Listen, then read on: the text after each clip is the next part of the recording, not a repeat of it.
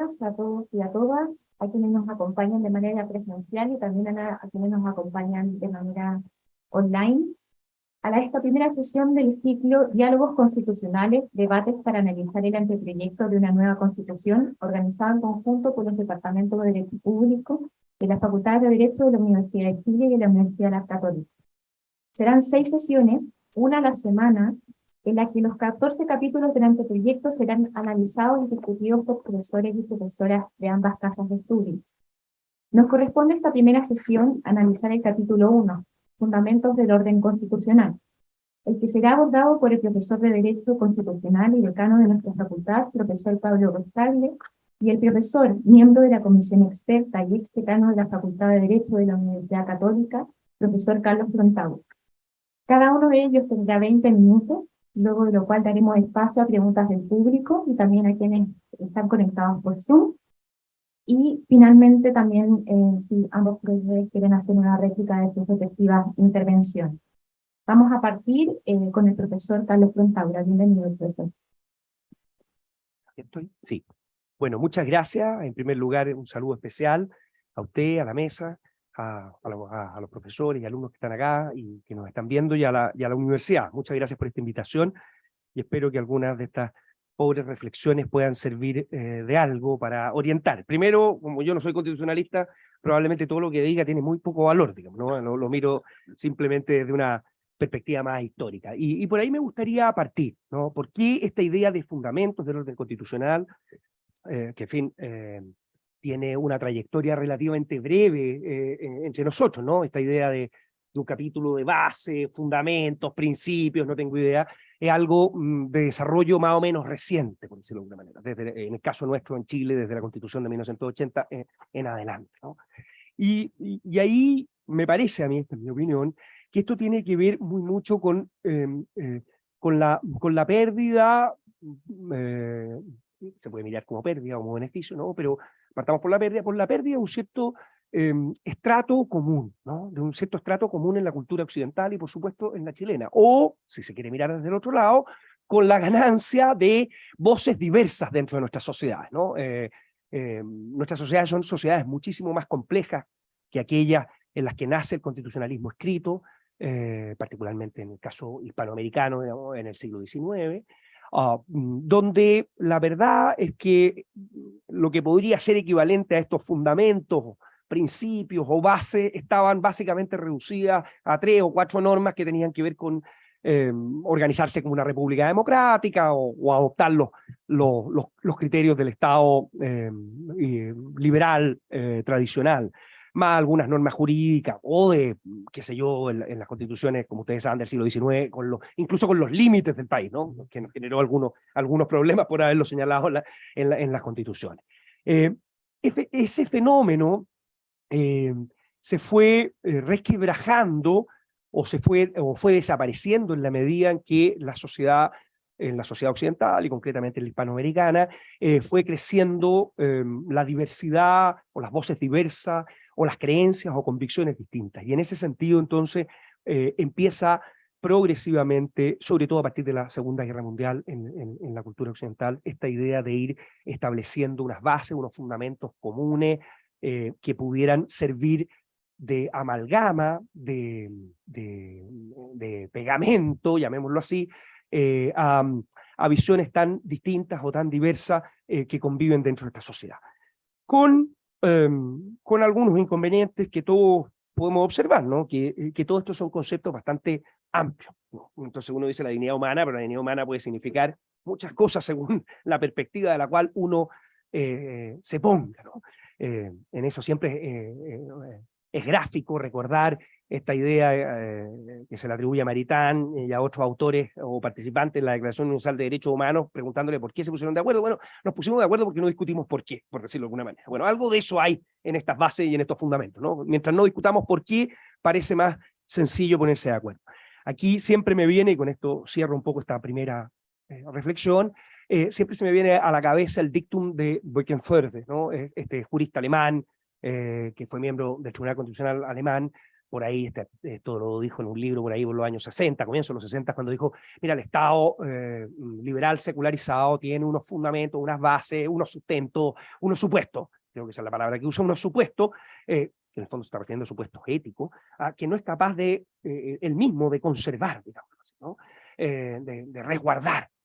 Ahí hay un tema, hay un tema sobre el cual naturalmente hay que reflexionar. La ausencia, por tanto, de lo que Max Weber habría llamado, ¿no? ese dato cultural, ese dato prerracional, ese conjunto de convicciones, creencias, que no estaban sujetas o sometidas a la deliberación racional, porque todos creíamos en ella. La pérdida de eso es lo que de alguna manera genera la necesidad quizás de tener este tipo de normas.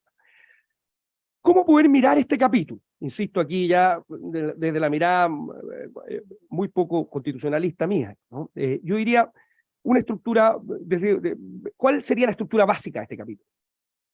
Lo primero es que es más o menos evidente, es que en este capítulo están recogidas casi, o muchas por lo menos, o es probablemente el capítulo que recoge más las llamadas bases, ¿no? Las bases del artículo 154. Entonces uno va repasando y dice, mira, el artículo 1 y el artículo 7, o sea, el artículo 1 sobre todo lo que se refiere al punto 2, Chile se organiza en un Estado social y democrático de derecho, en fin, que reconoce derechos y libertades fundamentales. Bueno, eso está en la base quinta, ¿no? Y también en el artículo 7, digamos, perdón, en el artículo la base 7, perdón, la base 7. La base 7 también está ahí cuando señala que Chile tiene 3 poderes separados e independientes entre sí, ¿no es cierto? Y de alguna manera eso se recoge en el artículo 4, cuando se señala que Chile adopta para su gobierno la República Democrática con separación de poderes. Entonces ahí tenemos, por ejemplo, estas dos bases recogidas de alguna manera en lo que ya he señalado. O la base 2, que señala el Estado de Chile es unitario y descentralizado, en el artículo 6, ¿no? El Estado de Chile es unitario y descentralizado, conformidad a la Constitución y la ley, etcétera, etcétera. O el artículo tercero, perdón, la base tercera, que dice que la soberanía tiene como límite la dignidad de la persona humana, en fin, y además señala que la Constitución consagra que el terrorismo en cualquiera de sus formas, en fin, es contrario a los derechos humanos. Eso está ahí consagrado en los artículos 5.1 y en el artículo 15, ¿no? De la base. O sea, no voy a seguir con toda la base porque sería una lata. No, pero básicamente lo que quiero decir es que aquí están recogidas buena parte de las bases en este capítulo. Probablemente eso conoce. Esa es una primera forma en que uno pudiera quizás aproximarse o distinguir o dividir este articulado. Luego me parece que una segunda manera en la cual uno podría mirar este capítulo es de algún modo, y con todo lo arbitrario que esto significa, estas naturalmente son divisiones bastante arbitrarias, pero en fin, son una manera de aproximarse a ello. Me parece que uno podría mirar este capítulo diciendo que están aquellas cosas que podríamos decir prejurídicas, ¿no? Que son previas al derecho, ciertos reconocimientos previos al derecho, como por ejemplo, por supuesto, la dignidad humana, ¿no? Que es inviolable, la base del derecho y la justicia, o que las personas nacen libres, iguales, en dignidad de derecho. Son conceptos más bien prejurídicos que, por supuesto, han ido adquiriendo desde la Segunda Guerra Mundial en adelante una conceptualización jurídica por las razones que comentábamos al principio. Lo mismo pasa un poco con el Estado, con el artículo 2, con la idea de que el Estado está al servicio de la persona, de la sociedad, y su finalidad es promover el bien común. Bueno, bien común, persona, en fin, son conceptos prejurídico, o en su número 2 de ese mismo artículo, cuando dice que el Estado promoverá las condiciones de justicia y solidaridad para que la libertad, los derechos, la igualdad de las personas, en fin, conceptos que estrictamente, por supuesto, tienen un contenido jurídico, pero de algún modo son prejurídicos. ¿Para qué decir artículo 3? Con la familia o las agrupaciones sociales que libremente constituyan las personas, ¿no es cierto? En fin, en esa misma línea tenemos el artículo 7, en que se reconoce a los pueblos indígenas y el Estado reconoce la interculturalidad, digamos, son elementos más bien prejurídicos. O el artículo 11, cuando se habla de la paz social, ¿no? Y del uso de métodos pacíficos de acción política, en el 11.2. O el artículo 12, respecto del cuidado y conservación de la naturaleza y su biodiversidad. O el 14, que se reconoce y asegura el interés superior de niños, niñas y adolescentes y las condiciones para crecer y desarrollarse en su familia. En fin, hay como toda una estructura, me parece a mí, de elementos que podríamos denominar de algún modo prejurídicos. Y por otra parte, en cambio, están aquellos artículos o textos que apuntan precisamente a una cierta organización jurídica, a la principal organización jurídica que es el Estado, ¿no? Desde la lógica de Chile se organiza como un Estado social y democrático de derecho, en fin, o el artículo 4, cuando dice que Chile adopta para su gobierno la República Democrática con separación de poder y régimen presidencial, en fin, o que la soberanía reside en el pueblo. Ya estamos hablando de una cierta organización jurídica del Estado y de la sociedad, ¿no? Lo mismo ocurre, por supuesto, con los tradicionales artículos 8º y 9º, artículos 6º y 7º de la Constitución vigente, y que tienen una larga trayectoria desde la Constitución de 1833, con la idea del principio de juridicidad o legalidad, y en fin, la nulidad de derecho público, la forma en que pueden actuar adecuadamente los órganos del Estado, etc. Y, por supuesto, la incorporación de normas que ya se habían introducido en nuestro régimen, como el principio de integridad pública, en este caso, que incluye la transparencia, el acceso a la información pública, la probidad, en fin, la rendición de cuentas. Todas esas son como estructuras jurídicas fundamentales, ¿no? Bien. Yo creo que por ahí tenemos, ¿no?, estos como dos grandes elementos para poder hacer una división, ¿no? Lo prejurídico y una cierta organización jurídica. Y por último, en esta estructura, o sea, bases, para ir cerrando, digamos, ¿no? Bases, recogida acá, esta estructuración entre lo prejurídico y lo que organiza o lo que establece el orden jurídico. Y una tercera manera, así que se me ocurre a mí de mirar esto, tiene que ver con los deberes del Estado, ¿no? Uno podría mirarlo desde la perspectiva de los deberes del Estado, así como va a haber un capítulo o un artículo más bien, destinado a los deberes de las personas, ¿no? El artículo 38, que intenta desarrollar de manera más densa lo que hoy día existe. Hay claramente en el artículo 1 también se puede mirar desde la lógica de ciertos deberes del Estado. Y esto prácticamente lo cruza casi completo, ¿no? Si uno parte del artículo 1, en que se reconoce la dignidad como base del derecho, que se yo, dice las personas nacen libres, iguales y en dignidad y derecho. Después dice su respeto y garantía es el primer deber de la comunidad política y de su forma jurídica de organización. O sea, ahí vemos que este orden prejurídico que decíamos tiene una caída, una consecuencia directa en la tarea que el Estado tiene. O, por ejemplo, también sucede de la misma manera en materia de derechos sociales, que viene en el 1.2, ¿no es cierto? Es un Estado social y democrático de derecho que reconoce derechos y libertades fundamentales y promueve el desarrollo progresivo de los derechos sociales, ¿no?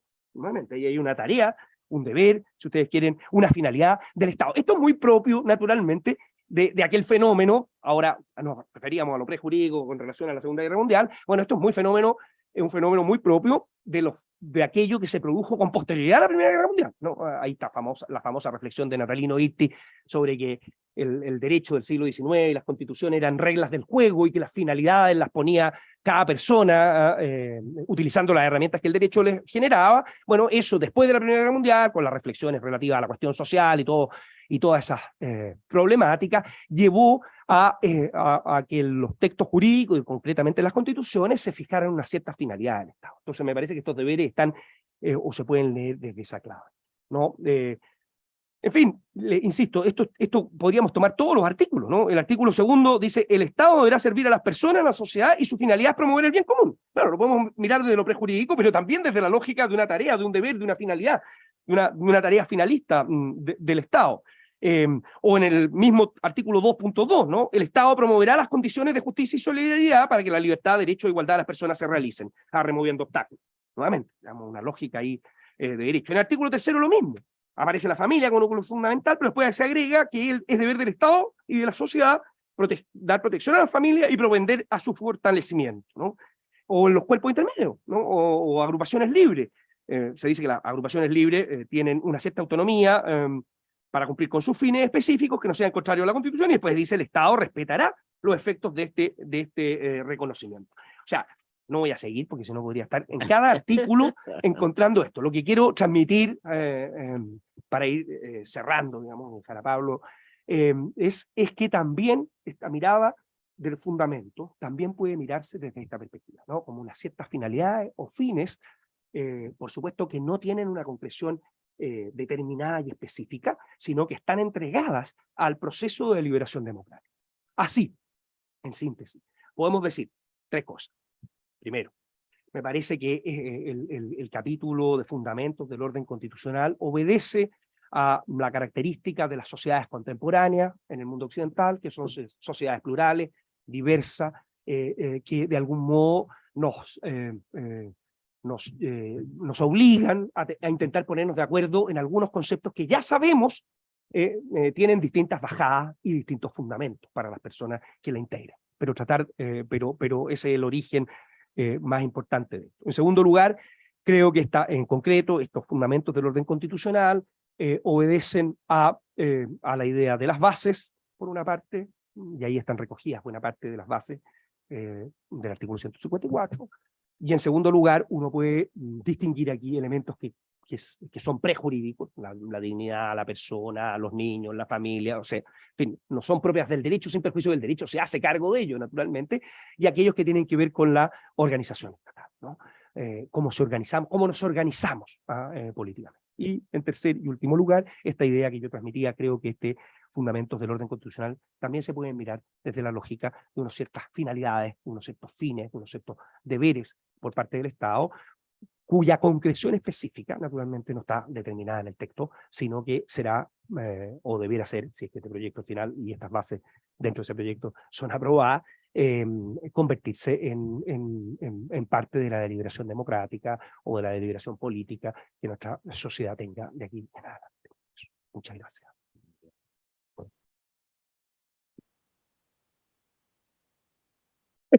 Muchas gracias, profesor. Gracias por atenerse al tiempo y también por tan temática presentación del capítulo 1. A continuación, dejamos con ustedes al decano, profesor Pablo Restán.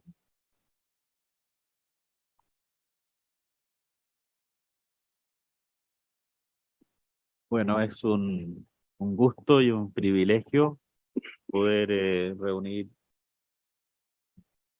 reunirnos con el profesor y experto a estas alturas ya, Carlos Frontaura, y también tener en el público. Gracias. ¿Quieres agua? Eh,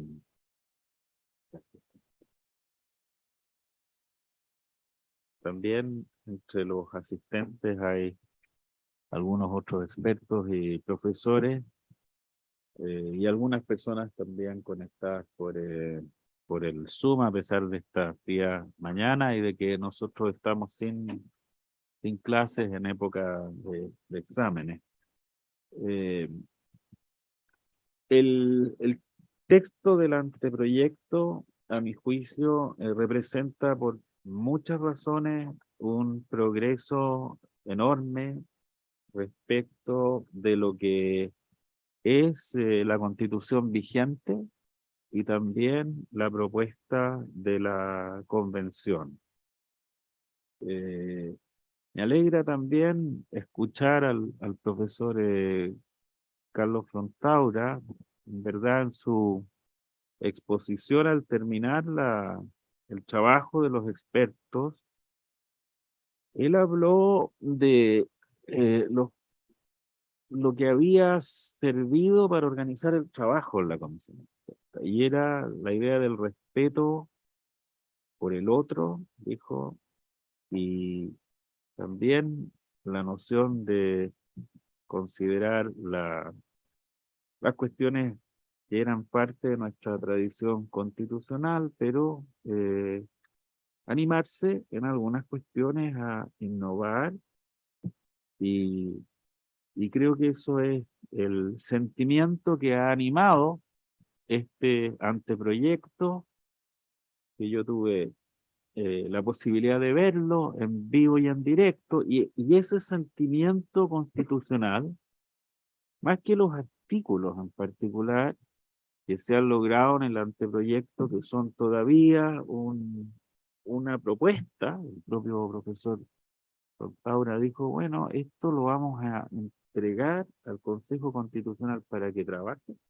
para que lo modifique y para que lo mejore eventualmente. No son las palabras que están escritas, aunque el derecho constitucional se funda en esa idea tan ilustrada de que los textos escritos nos permiten controlar el poder, sino ese sentimiento el que yo destacaría especialmente, Y la pregunta es cómo se puede trasladar ese espíritu, primero paradojalmente a la ciudadanía, porque este es el mes de la participación ciudadana, y es un mes frío, y es un mes que en verdad no ha concitado hasta ahora quizá todo el movimiento que sería esperable en una cuestión constitucional como la que se está planteando en Chile. La verdad es que en Chile nos gusta así hacer todas las tareas públicas el último día y muchas veces nos quedamos, digamos, con ganas de hacer las cosas porque se nos pasó el plazo. Eso puede ser. Y después la deliberación ciudadana y finalmente de nuevo la ciudadanía en el referéndum. Entonces, ¿cómo trasladar eso que unió por primera vez en la historia de nuestra patria al Partido Comunista con el Partido Republicano? ¿Cómo trasladarlo a la ciudadanía? ¿Y cómo trasladarlo al Consejo Constitucional? Y luego a la, digamos, opinión de la... Y ahí entonces creo que esta propuesta que ha hecho Carlos de decir, bueno, los artículos que hemos propuesto en las bases, en el fundamento se llama, representan las 12 bases, también representan, yo lo he escuchado, cuestiones que son prejurídicas, que es la conexión entre la sociedad, la realidad política y la Constitución, y representa, por cierto, lo jurídico y los deberes del Estado, y es una buena, digamos, articulación, pero yo quisiera proponer una complementaria, no quiero decir que sea, y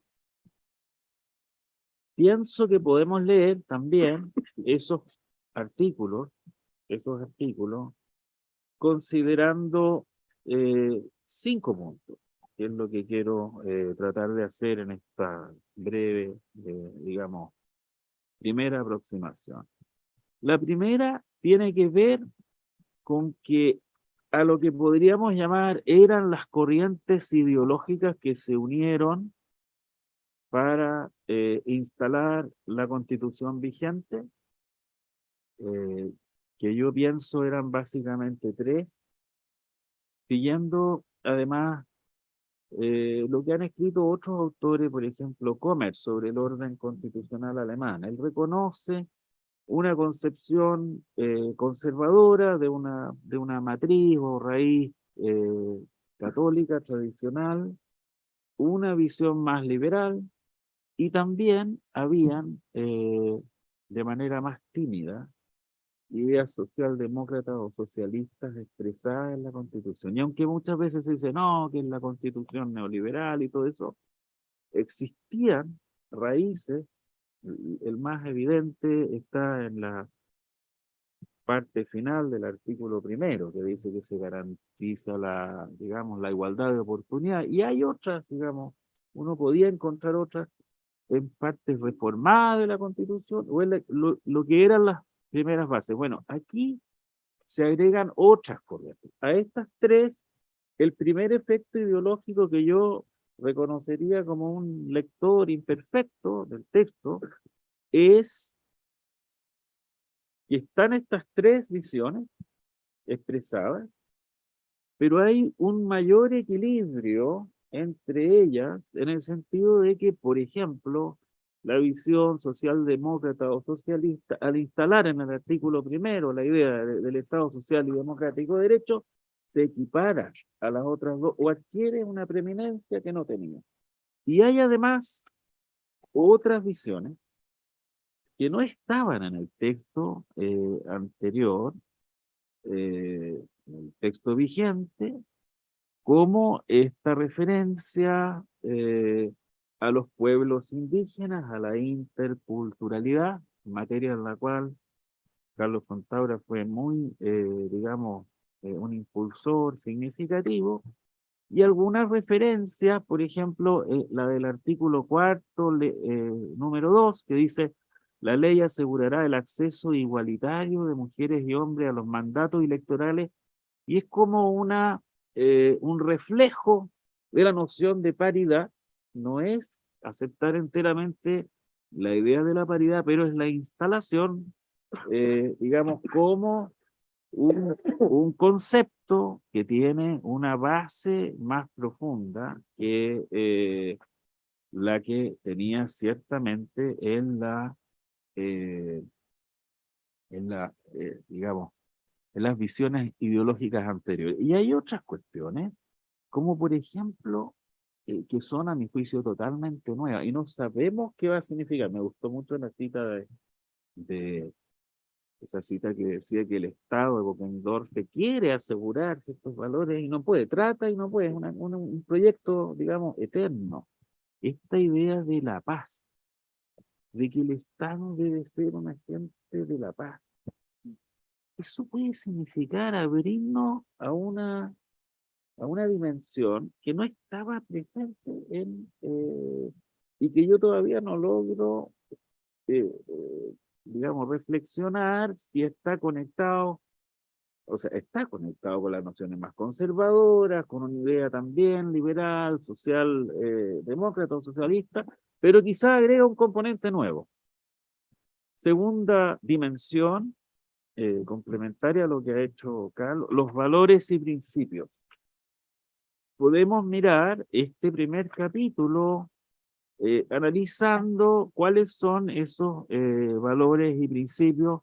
Por ejemplo, a mí me llama la atención que en el artículo 2 se diga el Estado promueve las condiciones de justicia y solidaridad. Y también se habla de solidaridad en el artículo sexto, en un tono parecido al que se hacía antes en el inciso segundo, es decir, para regular las relaciones entre regiones, provincias y comunas. Pero ahora la solidaridad y la justicia adquieren digamos, dimensión valórica de principios más amplia, no estrechamente ligada a la noción de la distribución de las competencias en lo que se llama la separación de poderes a nivel vertical, es decir, desde el gobierno central a la región y la comuna. Tercera forma de mirar este capítulo y sus disposiciones, lo nuevo y lo antiguo, tradición e innovación. Yo voy a destacar lo nuevo. Carlos hizo un esfuerzo, estamos con tiempo limitado, pero en fin, lo nuevo y lo antiguo. Es nuevo ciertamente el inciso segundo del artículo primero y también la forma en que comienza el artículo primero. La dignidad humana es inviolable y la base del derecho y la justicia. A mí me gustaba mucho el comienzo de la Constitución vigente. Las personas nacen libres, iguales en dignidad y derecho, no solo porque estaba anclado en la Declaración de Derechos Humanos, sino que también porque tenía una connotación rawlsiana, la idea de que los, digamos, sujetos políticos participamos de un sistema de derechos que la idea es que esté gobernado por los valores de la libertad y la igualdad. Pero aquí la dignidad, pienso que adquiere un lugar especial. Y sobre la dignidad, los constitucionalistas chilenos del futuro, si estamos vivos, vamos a tener que escribir mucho más que lo que hemos escrito ahora. Porque ya nosotros teníamos que explicar algo que no es nada fácil, en el sentido de reconocer que los derechos y la dignidad no son lo mismo, porque si no nos... Pero hay una vinculación muy extrema y que la base de los derechos, lo dice acá, es inviolable, y la base del derecho y la justicia. Entonces, aquí hay una construcción ideológica que se ha propuesto en el anteproyecto, que es más compleja, que yo creo que representa una visión nueva, francamente. No es un derivado de lo que era ciertamente que es nueva la instalación del Estado social y democrático de derecho. Ya mencioné la visión amplia de la solidaridad. A algunos les podría parecer que el artículo tercero es un artículo que viene a reflejar solo el pensamiento más conservador y tradicional, pero yo los llamaría a considerar que la familia es un valor y un principio constitucional protegido en los pactos de derechos humanos, el Pacto de Derechos Civiles y Políticos en el artículo 23, tiene una referencia quizás indirecta, el artículo 11 del Pacto de los Derechos Económicos y Sociales y el artículo 17 del Pacto de San José establecen ideas y reglas sobre la familia bastante parecidas al artículo tercero. Entonces, este desarrollo, que uno podría decir, bueno, aquí abundó más sobre la familia que la simple idea de decir que el núcleo fundamental de la sociedad y sería, digámoslo así, una avanzada del pensamiento conservador, también se puede leer desde un punto de vista de lo que son la lógica de los derechos fundamentales en los tratados que Chile ha suscrito. Una cuestión que a mí me parece tremendamente innovadora es que la Constitución nueva ya adopta la idea de la soberanía popular. Y hay referencias aquí a la seguridad de la nación chilena. Entonces, yo aquí tengo una pregunta para conversar realmente con Carlos, en el sentido de entender mejor lo que se quiso hacer. Quizás estoy leyendo mal, yo la verdad es que leo todo con dificultad, entiendo menos del 6% de lo que leo, pero me parece que al decir la soberanía reside en el pueblo, en el artículo 4, se acepta claramente la idea de la soberanía popular. El límite a la soberanía que establece el artículo 5 no implica reconocer la soberanía nacional, pero hay muchas referencias a la seguridad de la nación chilena. Entonces a mí me gustaría que este tema fuera realmente analizado y quizás, digamos, ¿qué más? Cuestiones nuevas, el artículo 7º entero sobre la interculturalidad, le introduce una dimensión. Yo vi, ya no recuerdo si fue Carlos ahora, en la entrevista el domingo, no, en la exposición que hizo al terminar la convención, él habló de las raíces indianas, mestizas, del valor cultural, del cristianismo, en fin, de lo que son los ideales más ilustrados.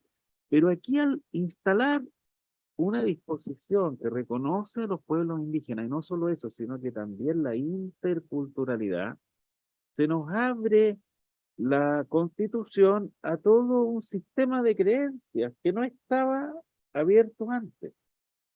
Yo he mencionado algunas y que realmente esta otra tremenda interrogante y yo diría es también absolutamente nuevo.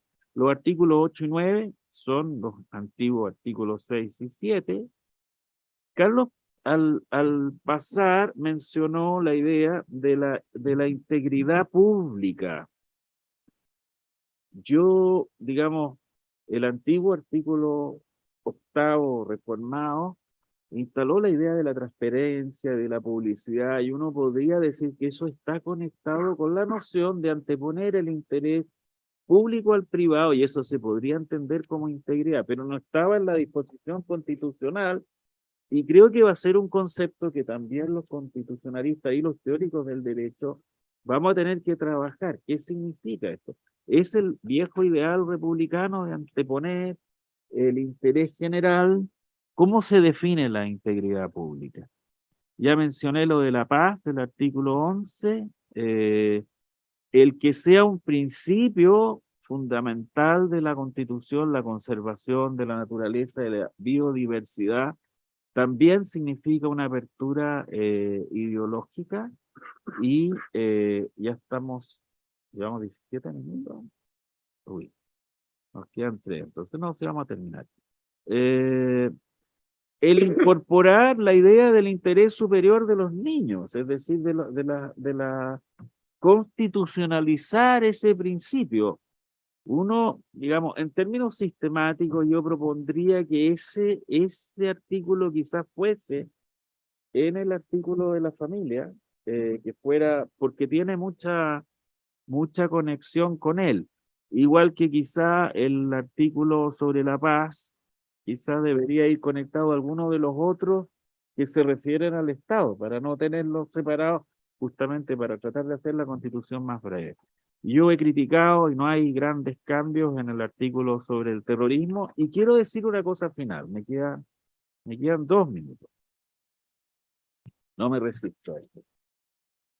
Aquí está en cuestión también, no solo por lo que se ha producido a nivel del texto constitucional, sino que por las palabras que ha usado Carlos y lo que él representa, la definición de lo republicano. Y yo no quiero evadir esta cuestión y quiero proponer una conversación sobre esto que yo creo que es muy atingente al momento. Conversábamos por Twitter con Renato Criste, que en verdad la idea de lo republicano ha sido acogida, y yo creo que es algo para estar contentos en Chile, en todo el espectro y particularmente, digamos, con una nueva consideración en lo que podríamos llamar los grupos, las personas de derecha más conservadoras. Y yo quiero hacer un simple repaso de lo que al menos yo, que reconozco poco a poco, le he ido agregando más capas de pintura a esto de lo que significa ser republicano. Uno podría considerar como tal, y con esto termino nada más como una invitación, estamos pero no me va a tomar más de un minuto. Típicamente, los republicanos se opone y se opuso en el origen a la idea de una voluntad política caprichosa. Y por eso fue opuesto al absolutismo monárquico. Y por eso pensó también la política como acción colectiva y como política sometida al derecho. Aquí hay varias ideas republicanas que están conectadas. Están por lo demás en la página 14 del libro de las 5 repúblicas, en su versión más actualizada, si quieres verlo. La idea de la separación de poderes, la idea de fomentar la educación pública, de combatir el lujo excesivo y, digamos, la idea de pagar las funciones públicas con impuestos, no con digamos, dinero privado. La búsqueda que ya Cicerón la expresa, del interés común en lo público, del bien común, podríamos decir en una concepción más, la concepción relacional de los derechos. Digamos, no somos mónadas que tenemos derechos, sino que los derechos nos los reconocemos unos a otros. La idea de la eh, igualdad de los ciudadanos y que no existan personas ni grupos privilegiados. La idea de que los ciudadanos tienen también deberes, no solo derechos, que está muy fuerte en esta Constitución. Otra cosa es qué deberes tienen los ciudadanos, pero la sola idea del voto obligatorio es claramente una concepción republicana. Yo no soy partidario, entre paréntesis, del voto obligatorio, soy un republicano con cierta connotación liberal, pero eh, de que no hay pruebas de fidelidad religiosa o de, digamos, un credo determinado para ocupar funciones públicas, y que los cargos públicos no están entregados por criterios aristocráticos o familiares. Por eso típicamente las constituciones republicanas tienen edades para asumir cargos parlamentarios, cargos de importancia, para que las personas, no por ser hijos de o que lleven un determinado apellido, ocupen ese cargo, sino que hayan hecho algo en su carrera.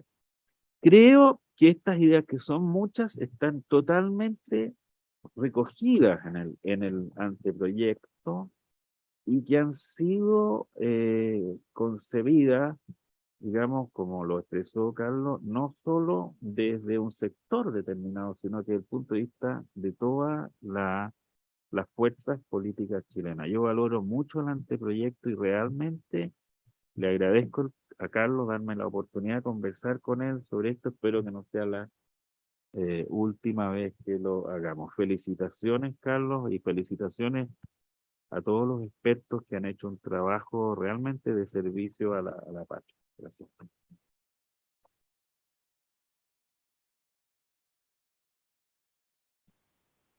Muchas gracias, señor decano. Bueno, como este seminario lleva el título Diálogos Constitucionales, ya que el decano hizo referencia, interpeló de alguna manera al profesor Santaura, primero, antes de pasar a las preguntas, quisiera darle la palabra al profesor Santaura.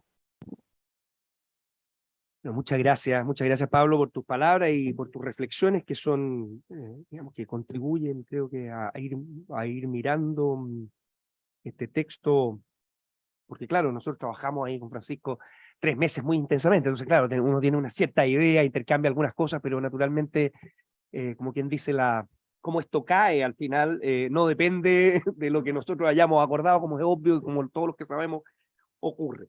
Respecto a algunas muy pocas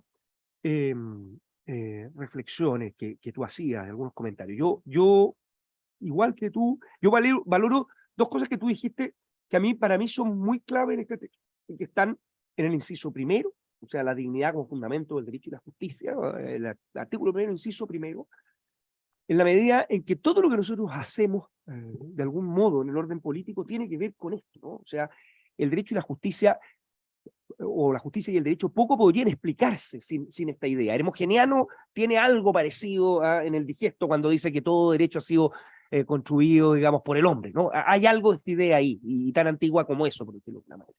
Entonces, eso yo creo que es muy importante. Y el artículo 11 que tú destacabas, en la idea del compromiso que como sociedad y como Estado debemos tener por la paz social, ¿no? Como concepto fundamental, que es una idea, digámoslo así, tú decías, corresponde más bien, voy a simplificar el problema, a una idea más de centro-izquierda, por decirlo de alguna manera, ¿no? Tradicionalmente.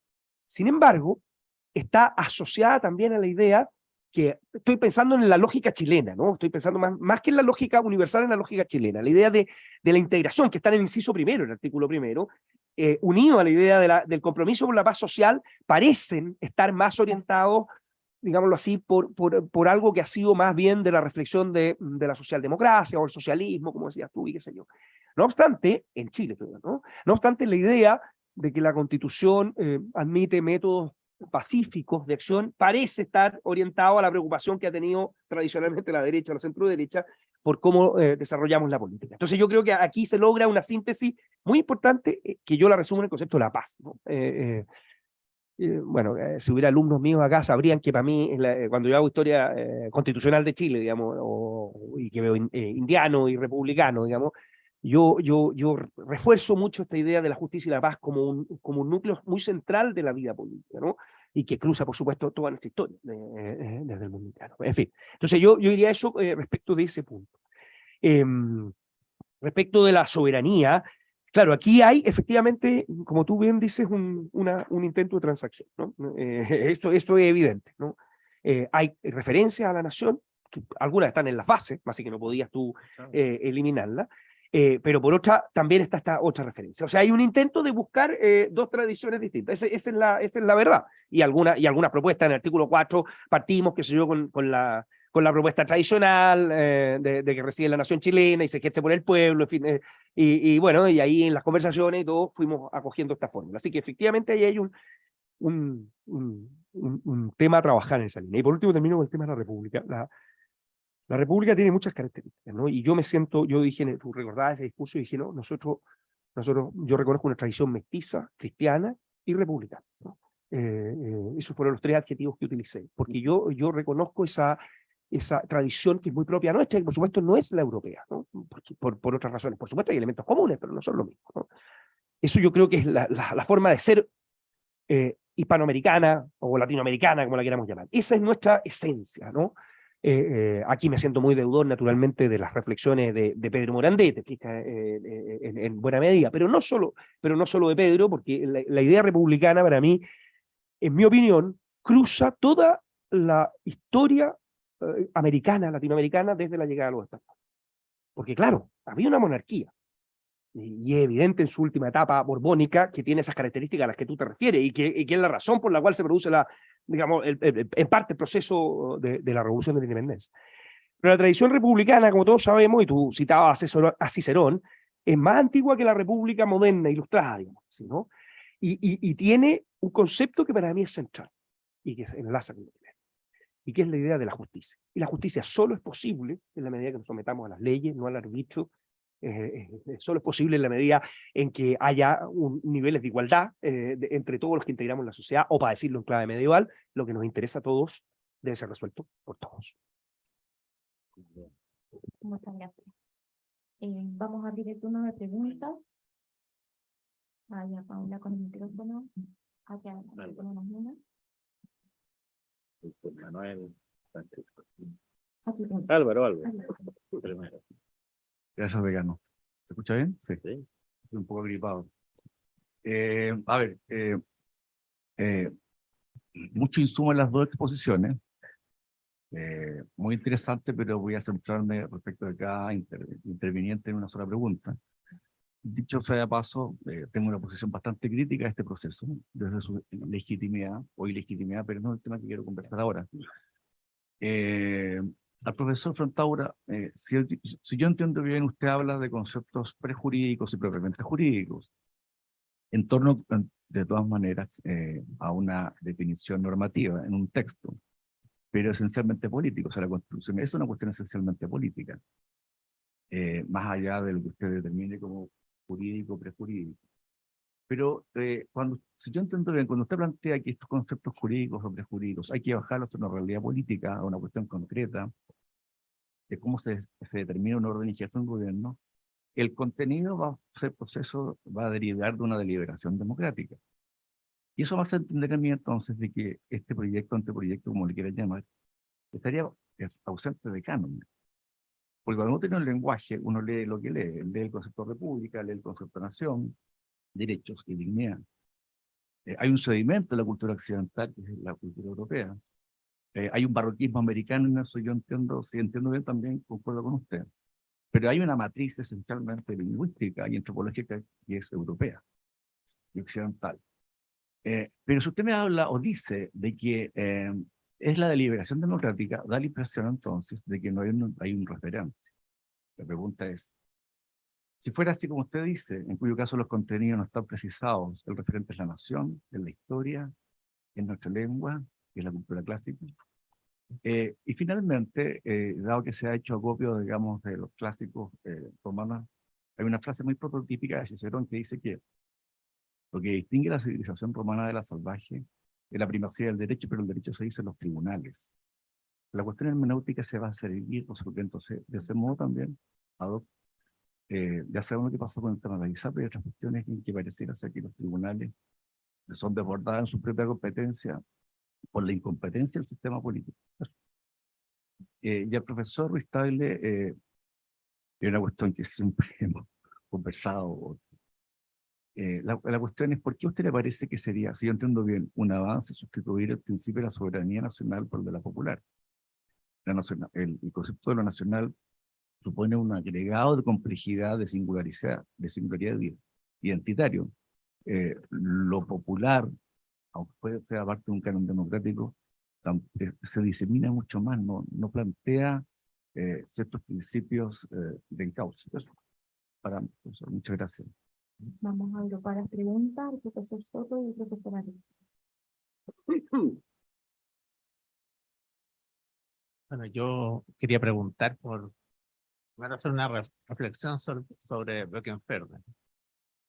Para mi gusto, Böckenförde, él es de alguna manera crítico a las bases de la institucionalidad, a los fundamentos, porque dice, cada constitución trata de imponer un modelo de Estado y fracasa en eso. Y fracasa, ¿por qué? Y lo dice en un librito sobre derechos fundamentales, porque los jueces, al interpretar, no solamente recrean el modelo vigente, sino que muchas veces reivindican modelos anteriores. Entonces dice, claro, surge la idea más conservadora alemana, pues en el Tribunal Constitucional, y lo demuestra y lo describe en sentencia, surge muchas veces el Estado liberal, surge el Estado social y democrático de derecho, y esas tres visiones siempre perviven en el debate de los jueces al interpretar los derechos fundamentales. Entonces, cada vez que un texto intenta imponer un modelo a través de la Constitución, de alguna manera ese modelo empieza en la interpretación a convivir con los otros modelos. Entonces, de alguna manera yo pensaba cuando propusieron el índice de establecer los fundamentos y después cuando se hace el primer acuerdo, que iba a tratar de imponerse o iba a privilegiarse un modelo por sobre otro. ¿Y cuál fue mi sorpresa? Que cuando llega el texto definitivo, que yo lo observé como espectador, la verdad, buscaba una interpretación a lo Böckenförde. O sea, trataba de hacer convivir todos los modelos de estados que han estado en pugna a lo largo de nuestra historia. Y ese fue el sentido, porque tú estuviste un poco en la redacción de todo esto, ese fue el sentido de justamente integrar. A lo mejor no fue la intención de cada uno, pero el resultado terminó siendo un texto bastante armónico que por lo menos a mí me hace cambiar mi posición sobre los fundamentos y ser entusiasta partidario de lo que terminó generándose. Entonces, por ahí va un poco mi pregunta, que además tiene que ver, por lo que me doy cuenta ahora, con los republicanos, lo que me hace más partícipe de lo que se propuso finalmente. Víctor Manuel.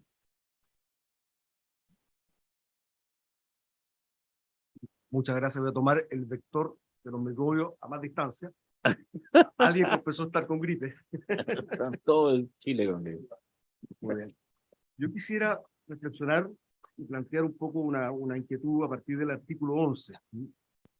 El decano expuso esto de la paz.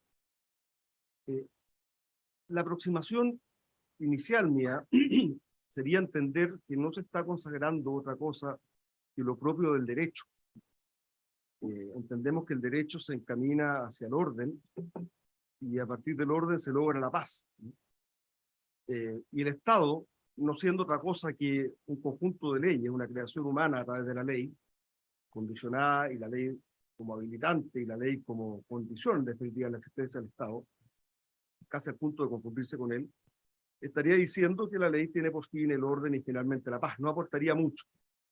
Pero a continuación, el mismo artículo, que está asociado a un entorno sobre seguridad en general, y este entorno, hay que decirlo, tiene que ver también con la realidad en que esta Constitución se redacta, se cruza con un deber de la comunidad política y le agrega un apellido que es social. Entonces quisiera entender qué quiere decir que no solamente el Estado, como ley encaminado al orden y la paz, sino también la comunidad política tenga un deber con la paz social.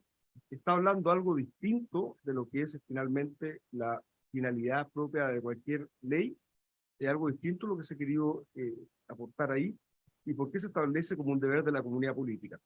A continuación, el mismo artículo 11 señala en el mismo numeral: el orden constitucional supone el uso de métodos de acción política, pero pacíficos. Supone el uso de métodos pacíficos. Supone, obliga, ¿qué se ha querido establecer con el supone? Es una forma de redacción que no es muy típica de una norma, no tiene un carácter particularmente imperativo. Entonces quería simplemente pedirle que reflexionen un poco sobre eso. Gracias. Gracias a todos por las preguntas. Le voy a dar primero la palabra al profesor Santana. Bueno, muchas gracias. Son muy buenas preguntas y muy complejas de responder. Probablemente no lo voy a hacer. Quizás para partir con lo que decía el profesor Tejo, ¿no? Claro, ¿cuál es el referente para esto? Bueno, yo creo que parte de lo que vivimos contemporáneamente es que los referentes son todos. Es la historia, es la tradición, es lingüística, es la innovación y son las creaciones contemporáneas. Es diferente, es difícil decir que hay un solo referente, yo creo, en la sociedad en la que vivimos, ¿no? es imposible, a propósito de lo que decía el profesor Soto. Creo que es más, creo que en la medida en que uno intenta garantizar a través de la Constitución en sociedades de esta naturaleza, termina quebrando el proceso político, ¿no? Entonces, yo entiendo la preocupación del profesor de Álvaro, la comparto humanamente y privadamente, digamos, ¿no?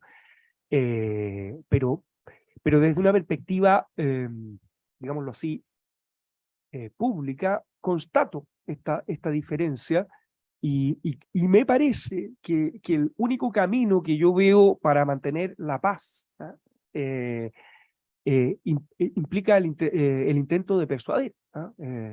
Diría precisamente, me parece que en el oficio divino de hoy día, el oficio trae la lectura de unos salmos, luego trae un texto largo, digamos, de la Biblia, y luego viene una reflexión de un padre de la iglesia. Hoy día es de San Ignacio de Antioquía, ¿no? Y el texto de hoy día de San Ignacio de Antioquía dice que al cristiano le corresponde persuadir, dice, pero no solo persuadir con palabras muy elegantes, sino que también tiene que dar testimonio, ¿ya? Yo me quedé reflexionando sobre esto hoy día en la mañana cuando rezaba el oficio, porque decía, pucha, he estado todos estos días diciendo que la tarea es como persuadir y parece que no sé si estoy dando tanto testimonio, digamos. Bueno, pero en fin, en mi reflexión creo que también en el persuadir hay una lógica de testimonio en la época contemporánea, ¿no? En la época contemporánea. Y insisto, es evidente que esto lo van a hacer los tribunales, lo han hecho siempre y lo van a seguir haciendo. Creo que no hay manera, o sea, por supuesto en este texto intentamos poner algunas normas para establecer un cierto límite dentro del cual pudieran moverse los tribunales o los jueces, digamos, ¿no?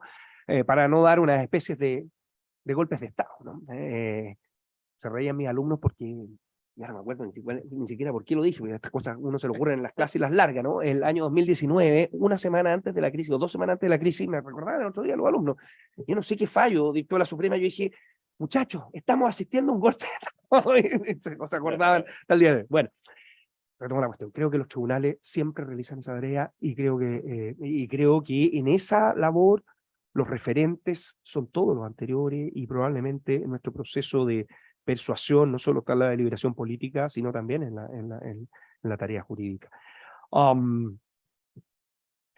Claro, el profesor Soto nos decía a propósito de si hubo aquí una intención de convivir e integrar. Sí, esa es la verdad.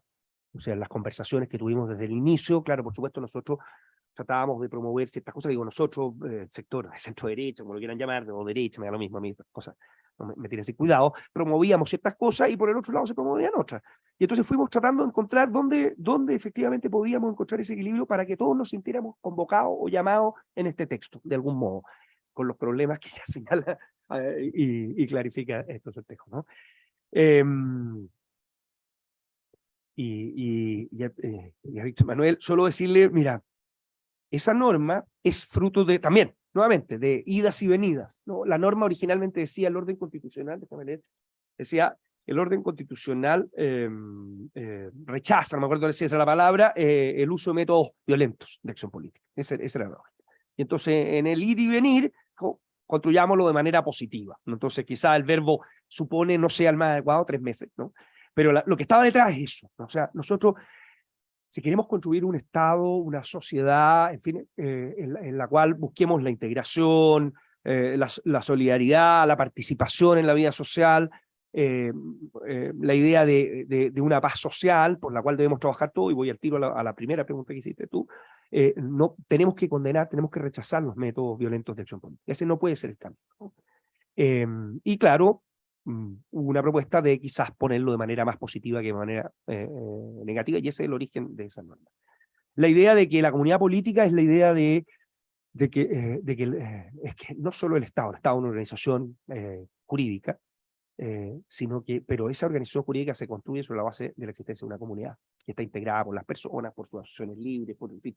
Entonces este es un compromiso que no es solo del Estado y de la ley, sino de cada uno de nosotros como ciudadanos y de las comunidades en las cuales estamos integrados. Ese es como el sentido de haberlo puesto desde esa lógica. Al final, como bien decía Álvaro, este es un texto político, ¿no? Y en ese texto político implica una una noción. Yo leí hace muchos años atrás una cosa que a mí me impactó mucho, un libro que no me quedó nada de ese libro, pero me quedó esto, ¿no? Un libro de texto de Andrés Saldívar, que es del año 93 o 94, que es una reflexión que hace Andrés Saldívar sobre más o menos la transición, pero también el periodo previo, y la crisis digamos, de los años 60 hasta el año 73, y las causas. Y él dice una cosa ahí que a mí personalmente me ha calado mucho intelectualmente, y sobre la cual vuelvo cada vez, ¿no? Esto lo leí hace 20 o más años atrás, ¿no? Él dice, en algún minuto, dice, entre el año 67 y 73, a nosotros se nos olvidó o perdimos de norte que la idea de que el adversario era una persona que tenía dignidad humana, ¿no? Fundamental. Esta es la idea. Si tú me preguntas a mí, ¿qué es lo que intenta esto? Bueno, recuperar esa idea. Sin esa, y no me estoy refiriendo a la norma original, si al frente no somos capaces de ver que hay un legítimo otro con visiones que a mí no me gustan y con las que no estoy de acuerdo, creo que el futuro que tenemos es solo un futuro de violencia. Esto es lo que me parece, o por lo menos a mí me ha motivado en este trabajo. Eso como reflexión así más global respecto a de las tres preguntas. Bueno, lo que ha dicho Carlos es realmente muy potente, sobre todo lo último. Me hace mucho sentido. Las tres cuestiones que se han planteado y algunas directamente. Creo que la Constitución vigente mantenía la ambigüedad sobre la soberanía popular y nacional, en cierto modo. Por lo menos había una interpretación que venía de Molina, del libro del profesor de Concepción, pero estaba más comprometido con la idea de la soberanía nacional que lo que aparece ahora. Es un progreso, entonces yo lo veo el aceptar la noción de una manera más clara, no enteramente clara porque hay un compromiso, como dice Carlos, con la soberanía popular. No me voy a poner a discutir ideológicamente por qué conviene una u otra. Creo que los sistemas democráticos constitucionales más modernos en general son partidarios de la idea, cuando son republicanos, de la soberanía popular y de limitar esa soberanía con la lógica de los derechos fundamentales. Sobre la cuestión que plantea Francisco Soto, que yo creo que es bien importante, yo creo que hay otra posibilidad, y van a haber infinitas posibilidades de mirar este capítulo, que es, creo, interpretar a Francisco cuando dice, bueno, ¿por qué no miramos este capítulo en relación a los 15 capítulos del proyecto? ¿Cómo los 15 capítulos del proyecto están reflejados en el capítulo primero de los fundamentos? Y esa es una tarea pendiente, pero habrá que hacerla. Es decir, mire, el artículo primero se conecta con esto, con esto y con esto, y creo que puede ser muy instructivo para entender mejor no solo el primer capítulo, sino que entera la Constitución. Y eso es muy virtuoso, el haber sintetizado cuáles son las cuestiones de contenido más central, sin perjuicio que puede haber más sistematización todavía, para servir de entrada a lo que son las ideas matrices del proyecto. La cuestión que plantea profesor Víctor Manuel Avilés, creo que es algo nuevo y muy aceptado la observación que él hace. Esto no es solo una obligación del Estado, también es de la comunidad política, de ese espacio de lo público que no es el Estado, la sociedad civil, y también del derecho. Y estas cuestiones son importantes porque si aceptamos, Carlos dijo, el Estado es el derecho, o es la forma, digamos, política que tiene el derecho, que adopta el derecho en una sociedad moderna. Yo también diría, el Estado es el monopolio de la violencia. El monopolio, lo dice Max Weber, lo dice Bach. Si resulta que la violencia está orientada, porque ese es el compromiso que adopta el, eh, el, eh, el capítulo de los fundamentos, que el uso de la violencia en Chile está dirigida hacia buscar la paz, hemos encontrado una nueva forma, a mi juicio, de concebir el Estado, que no estaba presente en nuestra constitución anterior. De esa manera tan explícita. Puede ser que haya sido entendida por las personas que tenían buenas intenciones, que resulta que el monopolio de la violencia vamos a poder usarlo y vamos a tener que dirigirnos bajo un propósito determinado, entre los cuales es muy significativo el de la paz. Y lo mismo el derecho, y lo mismo el compromiso de toda la sociedad civil. Eso a mí me hace mucho sentido. Creo que es un valor que se instala en nuestro sistema constitucional, que yo no lo veo como una declaración de buenas intenciones, como una cosa así, como un buenismo constitucional. Yo lo veo como una cosa más concreta. En fin, leyes o medidas de represión que impliquen que un grupo se impone sobre el otro, o que lo aplasta, o que lo inhibe, que lo cancela, digámoslo así. Bueno, tenemos que someterlas a revisión. Y eso yo creo que es muy, muy valioso. Gracias, decano. Tenemos una última pregunta que se sumó por Zoom. Al profesor Carlos Frontaura, agradeciendo su presencia y gran aporte al panel, una pregunta sobre la nueva hermenéutica constitucional para este proyecto. Respecto del capítulo primero, su exposición sobre el entendimiento de los valores, principios y normas se ha basado principalmente en las raíces y remisiones tradicionales, desde la conciencia universal desde la segunda posguerra hasta las fuentes escolásticas. Sin embargo, creo que no debe dejarse de lado que este proceso nació y se desarrolló bajo un hecho local de gran envergadura que fue el llamado Estado Social, además de las numerosas protestas sociales en el periodo de la transición.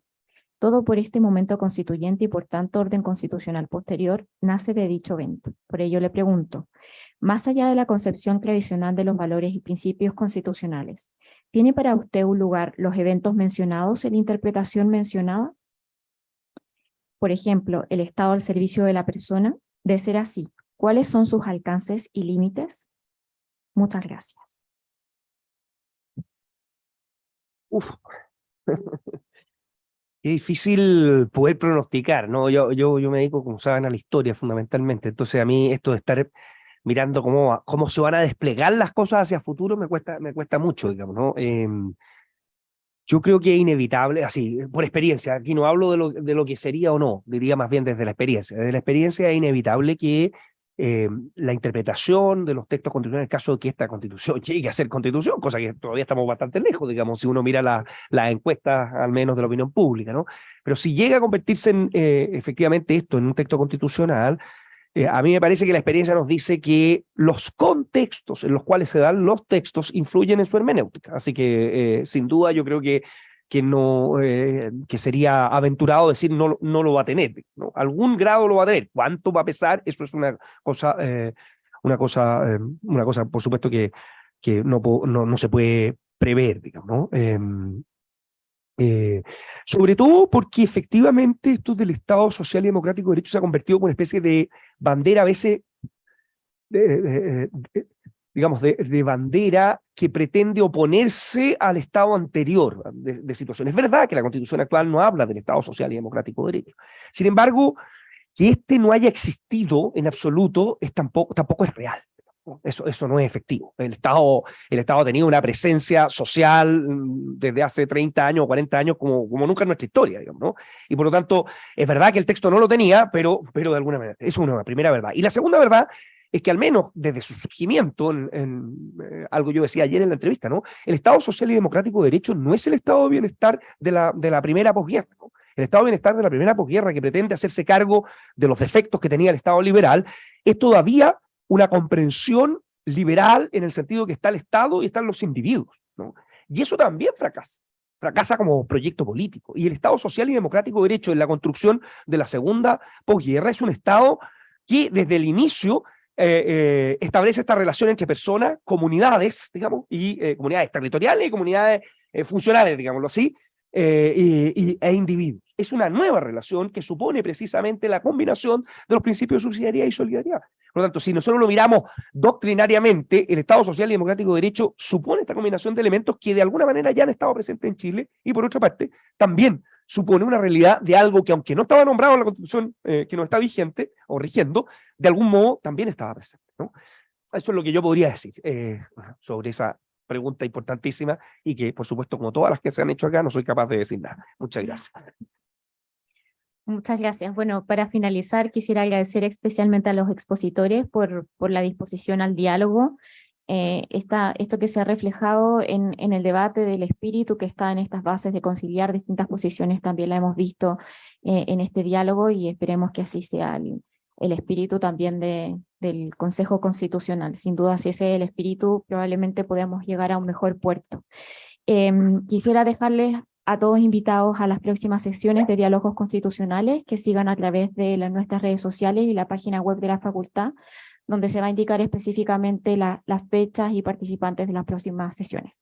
Muchas gracias también a quienes nos acompañaron por Zoom y a quienes nos acompañaron presencialmente. Gracias.